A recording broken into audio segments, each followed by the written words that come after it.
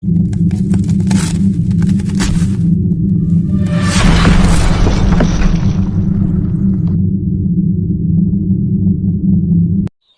আলাইকুম।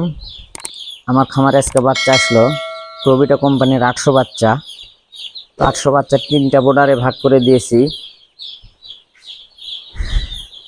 তো দেখেন বাচ্চাগুলো এ কোয়ালিটির বাচ্চা, অনেক সুন্দর বাচ্চা।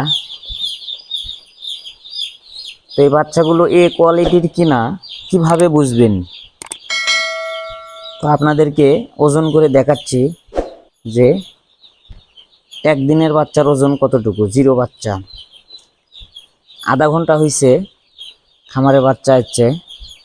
আমি কেবল বাচ্চাটাই বোর্ডিং নামে দিয়েই খাবার দিছি। তো আপনাদেরকে এখন ওজন দেখাবো।